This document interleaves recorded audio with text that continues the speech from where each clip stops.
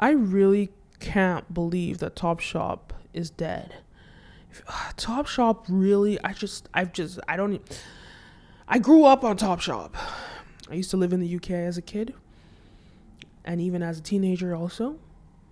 And that was just the go-to. You always go to Topshop, you're always going to find something to wear, you know? You're always going to find something, and it's going to be fly. And I just can't believe that it closed down and they sold it off to ASOS. ASOS is a great site too, but just not, to me, it's just not Topshop.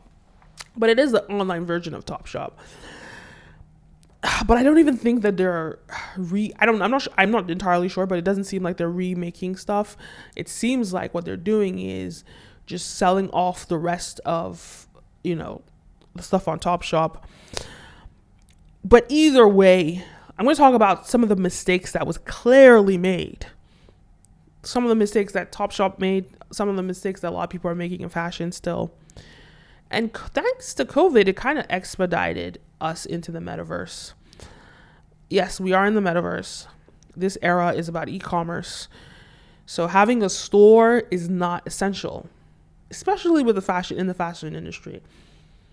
So I think people should really ask themselves, when they want to have an office, when they want to have a store, ask yourself why. Why? It's very expensive. It's very expensive, especially when you're like a fashion brand and you have all these big stores all over the place. That real estate is very expensive. I think in the future, the way I see the future, it's only those companies that absolutely need to have like a restaurant. People like to go in and dine in a restaurant. There's takeout, but I don't want my McDonald's takeout. I like my food piping hot, so I really don't like takeout as much as I like cooking or going to a restaurant so I can get my food piping hot. So people like me, there's always going to be restaurants.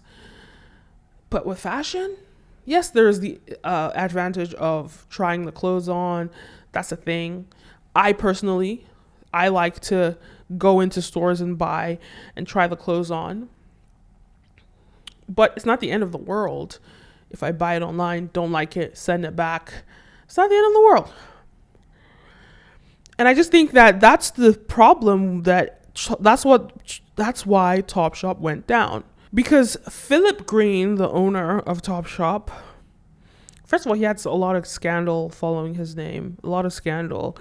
But Topshop like really made its way into the fashion scene, because it was quite surprising to see a fast fashion brand at the Met Gala, to see it on red carpets. And like you have legit supermodels that are saying, "Oh, I'm wearing Topshop." It's very interesting, and you would think that branding would have helped the brand, stay alive. But I don't know what it is. Poor mismanagement. I just think it's a company that was tied to the way that they were built. It's almost like a blockbuster, right?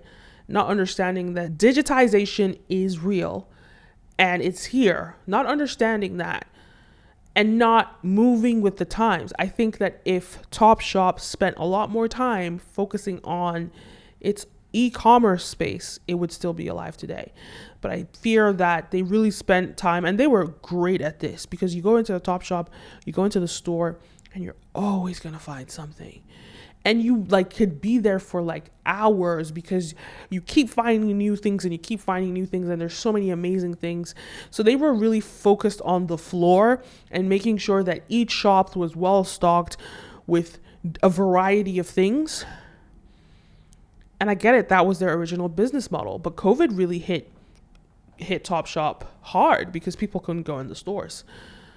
But if they had started during COVID to change up their strategy immediately and focus on, it would have been hard because people weren't really going out, so buying stuff was not the thing.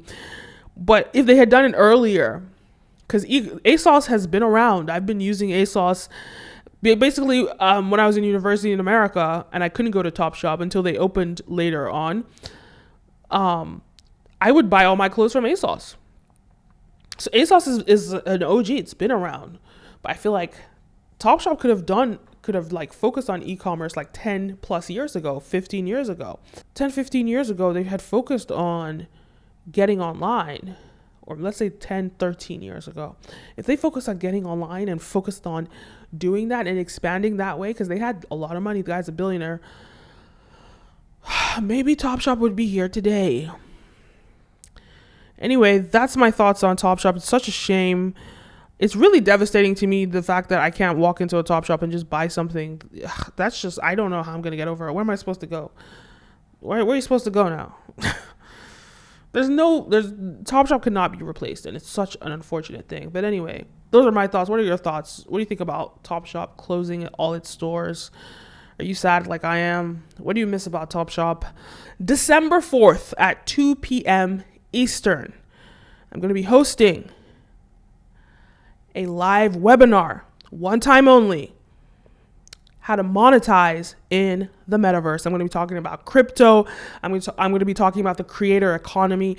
I'm going to be talking about essential things for you to understand about how to navigate in the metaverse. Because guys, we're already in the metaverse. People think that it's way behind. No, we're already in the metaverse. The fact that you're on your phone, not in reality, but you're consuming things through the digital, that's technically the concept of the metaverse, right? So I'm going to be talking about it, talking about things that you should start setting in place right now as a either creator or a business to make sure that you get there first, because this is the digital gold rush. And just like the real gold rush in the 1800s, it's not about being the best. It's about getting there first. And when we see with Web 1, we see all the opportunities that came with Web 1, Amazon dominating because of they were first during Web 1. You want to take advantage of this opportunity, because there's going to be so many people that are going to become millionaires, billionaires, etc. from this metaverse space, Web 3, that we're entering or that we're already in. So guys, if you want to stay in the loop, you want to get information about how to navigate the metaverse and how to monetize now, today, in the metaverse that we're entering in Web 3, guys, click the link down below and sign up for my webinar. All right. One time only. There's not going to be any replays. There's not going to be any reruns. 2 p.m. Eastern Standard Time on December 4th. Guys, go check that out. Leave a comment down below. Don't forget to like, follow, subscribe, all the above. My name is Kenim, and see you next time. A peace.